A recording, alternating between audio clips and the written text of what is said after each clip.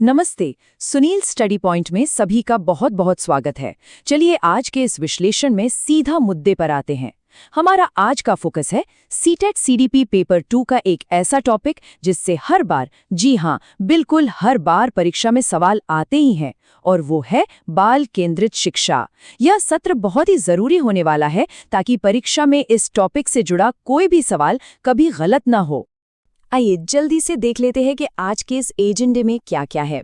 Number 1, बाल केंद्रित शिक्षा का परिचय। नंबर 2, इस शिक्षा की मुख्य विशेषताएं।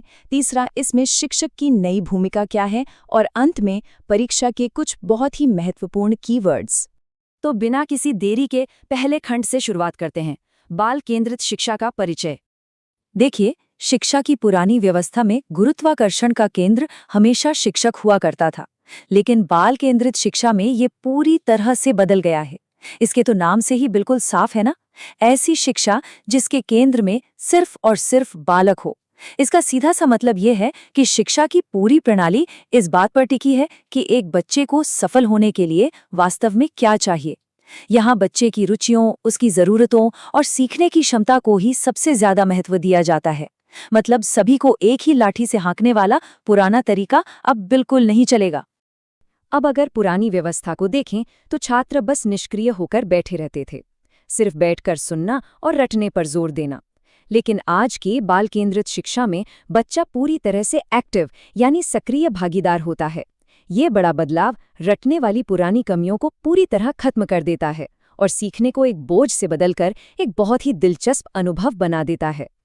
चलिए अब दूसरे भाग की ओर बढ़ते हैं, जो है शिक्षा की मुख्य विशेषताएं।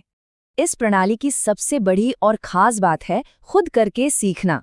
बच्चों को सिर्फ किताबों में उलझाए रखने के बजाय उन्हें अलग अलग रचनात्मक गतिविधियों में शामिल किया जाता है।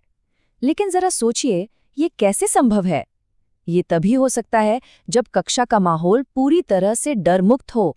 बिल्कुल बिना किसी डर या झिझक के जब बच्चे बेखौफ होकर सवाल पूछेंगे, तभी तो उनकी रचनात्मकता खुलकर सामने आएगी। तो फिर सवाल उठता है कि इस पूरी प्रक्रिया में टीचर क्या करेगा? यही हमारा तीसरा बिंदु है, शिक्षक की नई भूमिका। अगर सब कुछ बच्चे पर ही केंद्रित है, तो शिक्षक का काम क्या है? सीटीईटी परीक्षा के लिए ये बात हमेशा याद रखने वाली है कि शिक्षक अब कोई तानाशाह या सिर्फ ज्ञान उड़ेलने वाली मशीन बिल्कुल नहीं है। उसकी नई भूमिका एक मार्गदर्शक या सुगमकर्ता की है। एक ऐसा मार्गदर्शक जो बच्चे की क्षमताओं को निखारने के लिए उसे सही रास्ता दिखाता है और उसके सीखने के सफर को बहुत ही आसान बना देता है। और अब हम पहुंच गए हैं चौथे और सबसे महत्वपूर्ण खंड पर, परीक्षा के महत्वपूर्ण कीवर्ड्स। ये कुछ ऐसे जादुई शब्द हैं जो परीक्षा में सही उत्तर पहचानने की बिल्कुल मास्टर की है। जब भी प्रश्न पत्र में सक्रिय भागीदारी, खोजबीन करना या करके सीखना जैसे शब्द दिखें, तो बिना किसी शक के समझ जाना चाहिए कि यही बाल केंद्रित शिक्षा का सही विकल्प है। इन सकारात्मक शब्दों को तुरंत पहचान लेना ही परीक्षा में इस टॉपिक के सवालों को मिनटों में हल करने की सबसे बेहतरीन ट्रिक है। इस चर्चा को समेटने से पहले एक बहुत ही गहरा और विचार करने वाला सवाल है। किताबें बदल गईं, सिलेबस बदल गए, लेकिन क्या आज के सभी विद्यालय सचमुच बाल केंद्रित बन पाए हैं? इस पर जरूर विचार होना चाहिए। खैर, अगर यह विश्लेषण मददगार और काम का लगा हो तो सुनील स्टडी पॉइंट को लाइक, शेयर और सब्सक्राइब करना ना भूलें।